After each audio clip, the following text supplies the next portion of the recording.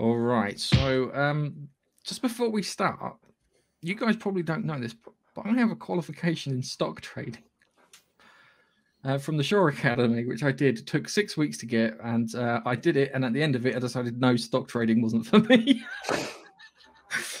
Because it's a very nasty environment, and it is a case of big fish eat small fish. Until some people on Reddit get together and decide, you know what, maybe it's time that the small fish act like a swarm of piranhas and eat the big fish. And what they've done is they've inflated the GameStop stock, which was being shorted, and it was being squeezed ridiculously to the point that it looked like it was being bullied on the stock market. Now, what the guys in the stock market are doing is what we refer to as shorting.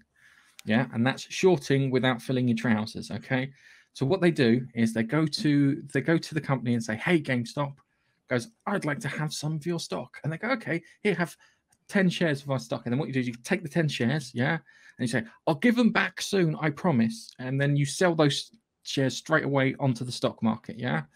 And the idea of you selling away onto the stock market is those shares will drop. You can then return the shares at the price that you bought them for, and the difference between what it dropped by and the return value is your profit. Feels really weird in comparison to kind of other things. Now you've got CFD bets and things like this. So what they've been doing is they've been shorting this stock out to the point it's ridiculous. So people on Stock Market Bets Reddit group decided to all buy into GameStop, causing the stock to inflate massively. We're talking a huge, almost 300% inflation at points. So people who bought into it, who were buying stock in the hope that it would go up, were watching it go up. And all these stock market traders were thinking, we're the big boys, yeah. Clearly, they're going to run out of money at one point, and this stock will short. But what's happening is they're borrowing their stock to short it, and they're having to return it at a loss. So these people are making more and more money, causing it to go up. Now, here's an interesting thing. If the stock price, which I think is, oh, crikey, what was it valued at, Nigel? It was about $300 a share, I think? I think it peaked at over $400 per share. Well, when I checked this story out, it was about $300. It was $300 a share. If that stock peaked, this is a great one, peaked to $1,000 a share, it would destroy Wall Street, because there's not enough money in Wall Street to buy those shares back because they've been artificially inflated so high. Now, I find this funny because if you know anything about retail trading, you're the commodity, not what you buy or share. You're the commodity. They use the data that you do with your trading to sell on to the big guys so they can work out what's going on.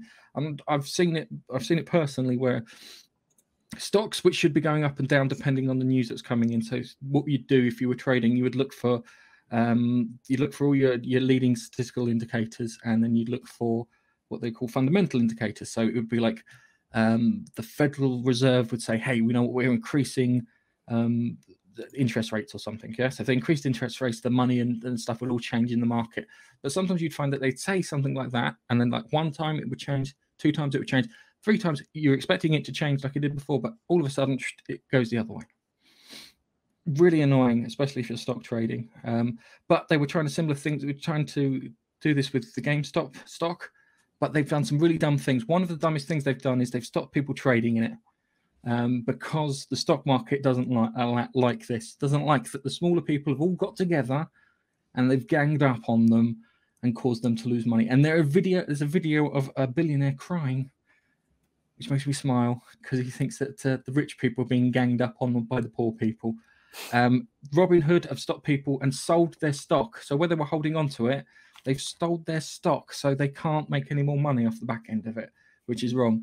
There's a saying in this group: we can remain retarded longer than you can remain solvent, which is spot on. And I think it also falls down to the fact that GameStop also has some kind of, there's like a familial feel with it. It's a really hard thing to explain. I can draw charts and graphs until the cows come on, but long and short of it is they push the stock up and Wall Street doesn't like it. So they've started pulling all manner of dirty tricks, including selling their own shares without their permission through a thing called the Robinhood app, and that app is going to die.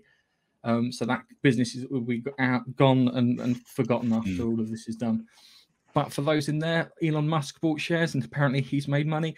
The other Wall Street traders also bought shares in there as they watched it go up. So it's just a few of them having a bitch and moan. I love Washington's response was fantastic. The Washington response to the GameStop thing was, "We have a female treasurer." That's not an answer, dummies. Sorry, I overloaded the mic then, but it was funny watching everyone freak out about it. But the long and the short of it is, what they're doing is fair. You invited them in to do retail trading. And the reason you want to do retail trading is so you could use their data to manipulate the market to make yourself more money and money off of them. And now it's come back to bite you on the arse. It's slightly good that it's biting them a bit, but you don't want it to completely crash Wall Street. No, because if it does, we're going to feel the pinch on that. I think there has to be at some point some control put into place. But it's nice that they bloodied the nose of these hedge funds. It's amazing actually. But you've done it now. You've proven a point.